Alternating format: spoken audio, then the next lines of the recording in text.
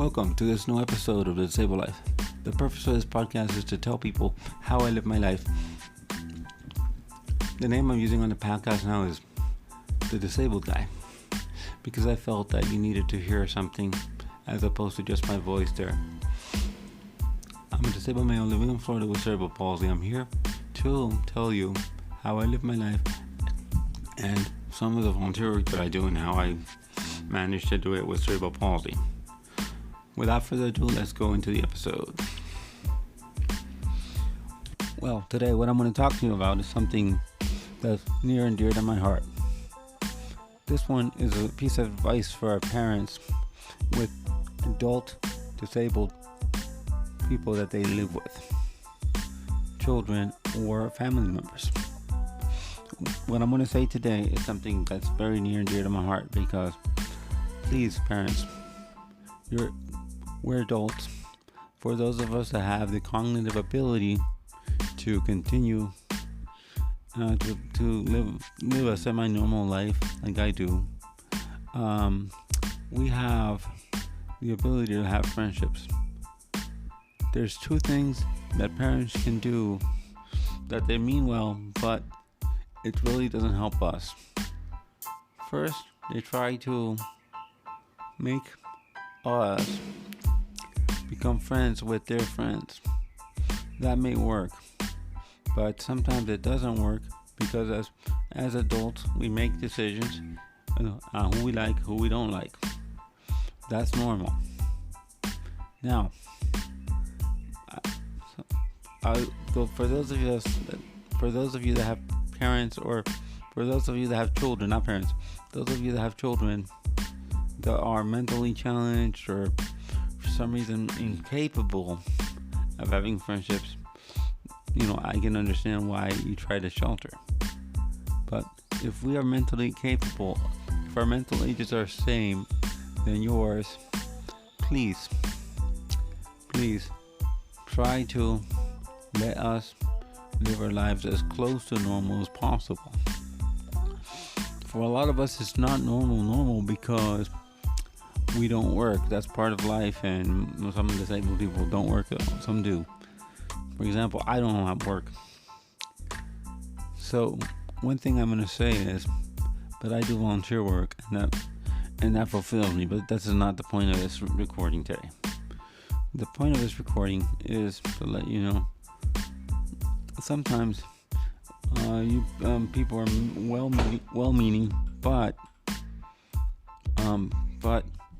sometimes people will interfere and unintentionally hinder friendships.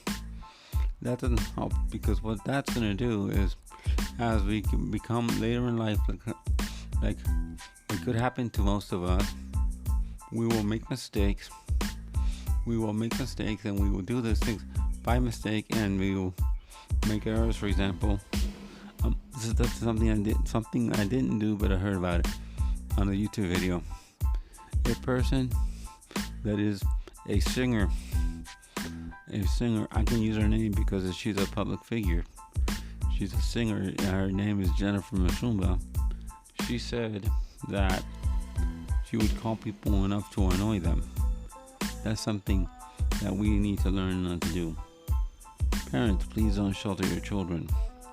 Let us live our lives. Let us make mistakes. As long as we, as disabled community, don't hinder others. So sometimes parents want to overprotect us and not let us live our lives. Or caregivers.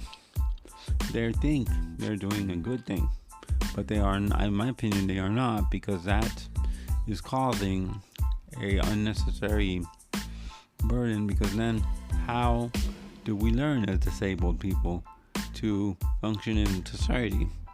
And how do we have friendships or more? How do we have relationships with people? I'm not saying romantic, I'm just saying in general, how can we have a relationship with someone when your family members continuously interfere? Please, family members, caregivers, do not. If you see something going on that's bad or dangerous, okay, then give advice and help. But I say again, don't, as much as you can, please let us live our lives, because there is nothing wrong with us making mistakes, but mistakes can be made and we learn from them. And I'll tell you, it is hard when you make a mistake and someone shoulders you, or a person assumes that you're making a mistake and you are not. You are not making a mistake, and they assume that. That can also be a problem, because they can say things to you and then you're not doing that. So you wonder what is going on, what's happening. So that's also another problem that you may have. If somebody tries to be well-meaning and causes you a unnecessary piece of grief, or a problem that's being perceived as to that.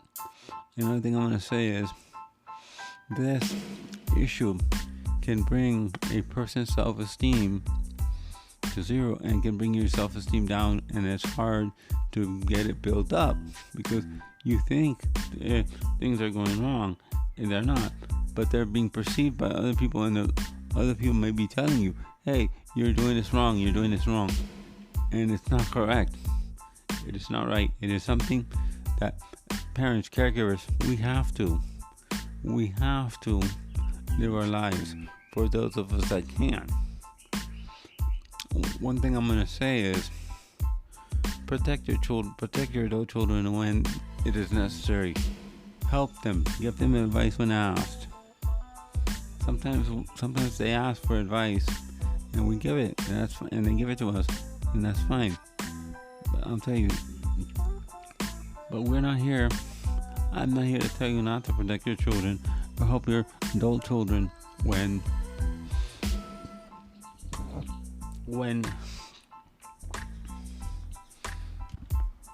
it's necessary. Fine, go ahead and do what you need to do, but try to let us live as independently as possible, depending on our disability and our cognitive age. I cannot say that word correctly.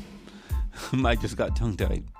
So, one of the ways you can do it is you can take your children out into places, and your adults out with you, into places where they can meet others and be around people with the same cognitive age. For example, I have cerebral palsy, but I have no problem, and I have another disability that I will not disclose. I'm dual, but those two disabilities do not affect my ability to have friendships. But sometimes people may perceive that. With that, thank you for listening. I'm going to give you my email address here. And last week, I intended to put it down in my show notes, and I forgot to. I am so sorry about that. If you want to contact me and send me an email and tell me what you feel about my podcast, or opinions, or even maybe show episode ideas, my email address is ke4key@gmail.com. Again, ke4key@gmail.com. No caps, no spaces. With that, thank you for listening, and see you next week.